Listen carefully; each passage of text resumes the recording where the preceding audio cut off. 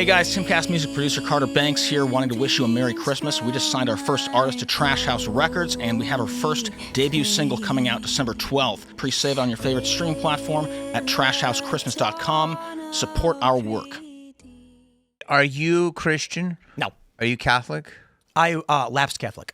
You what? Lapsed? Yeah, that means Meaning no I more? grew up Catholic, but when I was like 12 or 13, my Do you family... believe in God? Yes. Okay. Yeah. So for me, And demons, too, and angels. 100%. Yeah. This is, the Charlie Kirk thing on the demon side of this.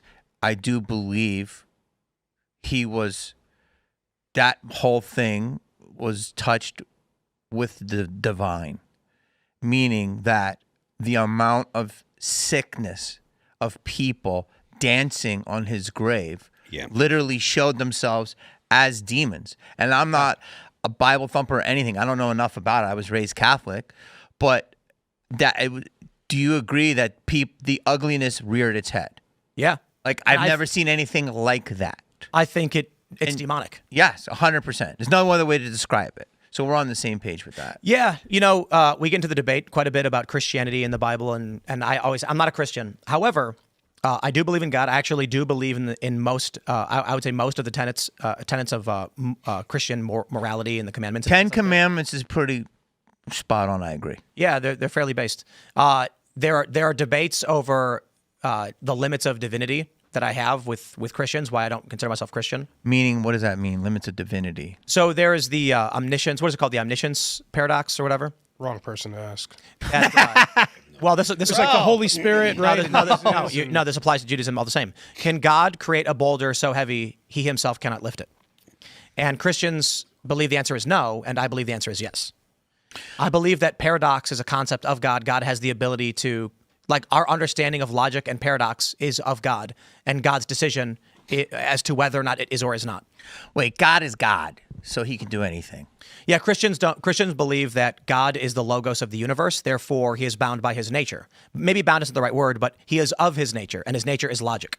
Ergo, it is illogical and paradoxical to create a boulder you can't lift. So Christians are in that camp. I'm not in that camp. But yes, I do believe that there is a widespread demonic something going on in this country. In the world, bro. In the world. I wonder if that's in the world, bro. Like, I mean, listen, I'm older than you guys. I grew up in the Catholic Church. I've been in Hollywood for over 35 years. And since COVID, shit's gotten weird. Yeah.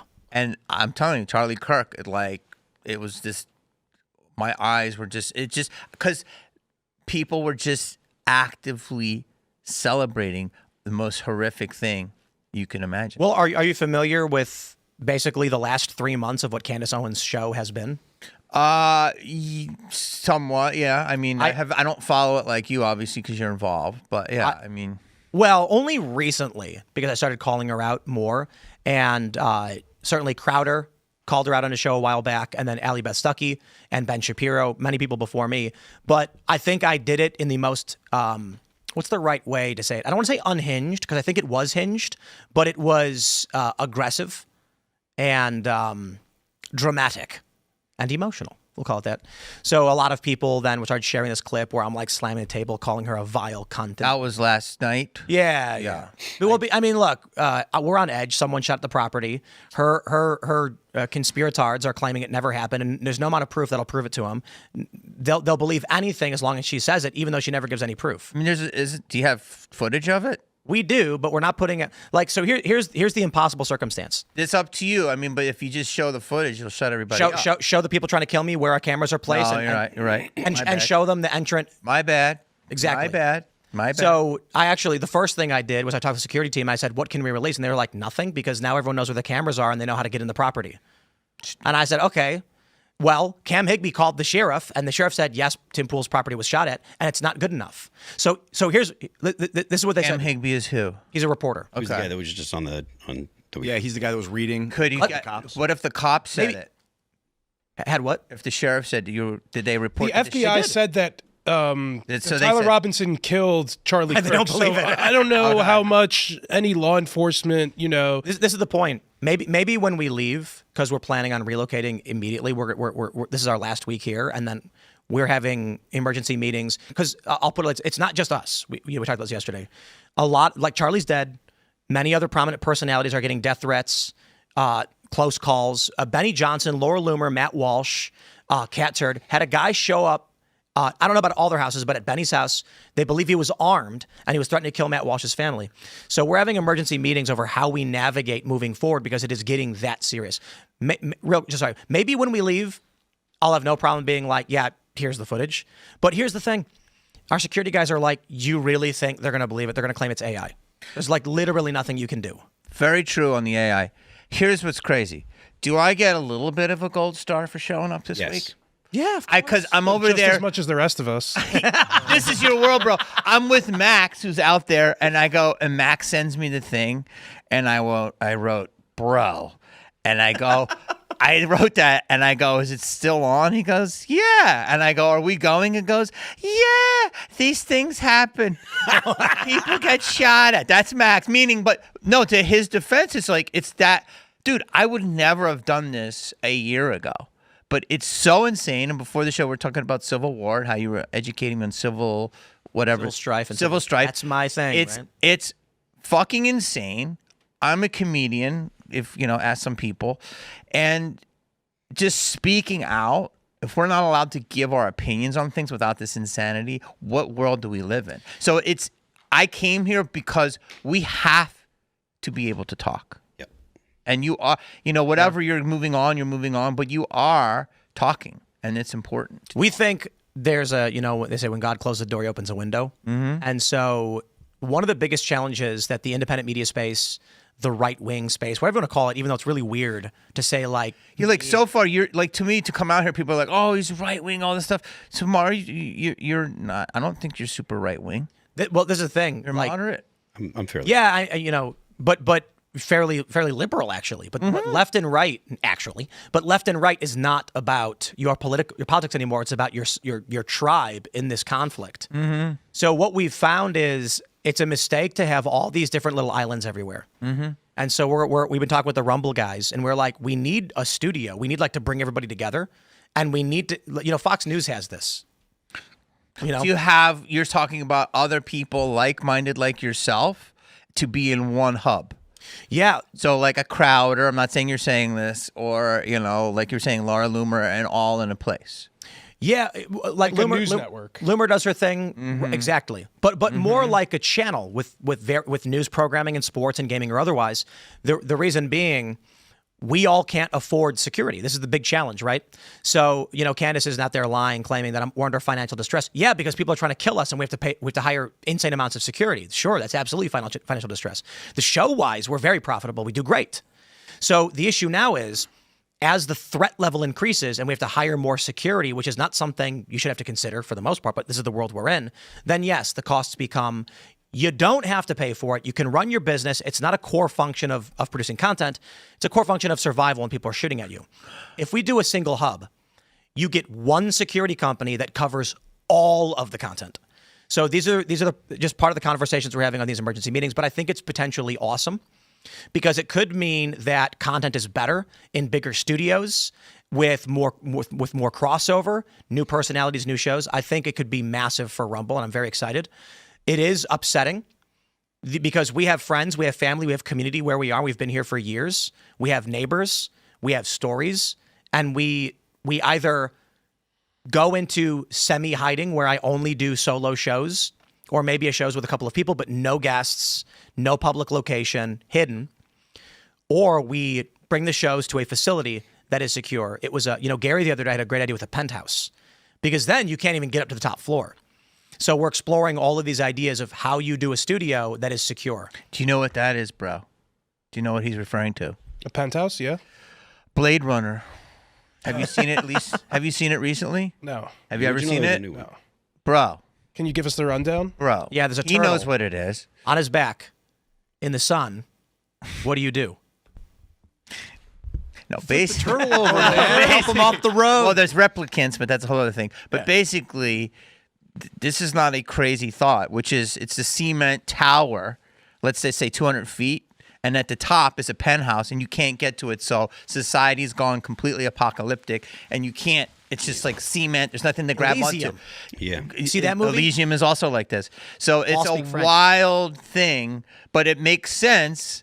But my question is, has it ever been, are we seeing everything, or is it extra? Meaning, has there always been this much threats and political violence? No. Or are more voices are speaking out more now and we see everything? Because we see everything. There's more threats. There's always Than ever, correct? There's always think well, so. not than ever. We're not in a full blown civil war, but we are in a. Meaning, like, political there one. could have been people in Cuba if they had Twitter going crazy in the 70s. Well, in the saying all this in the shit. early What part I'm of saying. in the early part of the 70s, there was something like 1,500 bombings in the United States.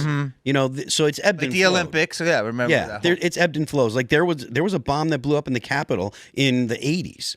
Well, like, So- I feel like, I'm sorry to cut you off, but I feel like as a kid, when we would see Nightline, that was the only thing we would see, but we would see a lot of violence from over there. Yeah. Wherever over there was. The United States was more unified in the late 80s, 90s, kind of than it has been since the aughts and moving forward. For an independent podcaster, it's very huge. I'm saying you're taking these massive amounts of security that you need. Yep. So and you're saying this is a common thing with a lot of people. Well, yes, there are a lot of people that are in this space that receive death threats. I mean, like, look, I'm not even the lead guy here or anything like that. And there are people that send me crazy messages and stuff like that. So, like, it is fairly normal to be in this space and receive, either hate mail or threats.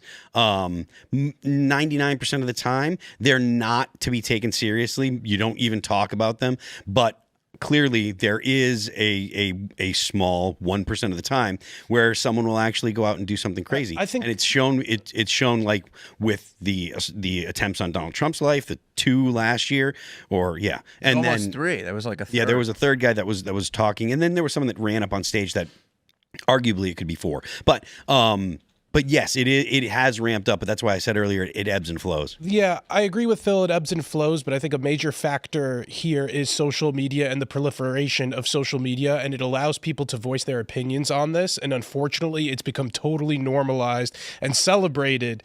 These murderers are oftentimes on the left. I think people think the ends justify the means, and according to how things are going right now on the right, as Tim has said before, again, the assassination of Charlie Kirk has been the most impactful in a generation. Going back to Luigi Mangione, people celebrate this shit. People celebrate Luigi and say that our healthcare insurance situation in our country is shit. How many people did Brian was it Brian Thompson, I believe that was his name. The healthcare United Healthcare Insurance Company's CEO at the time, he said, how many people did he murder by denying different claims and whatnot? So people justify this violence towards people, and I think it increases the violence that we see towards people. It's reinforcing itself.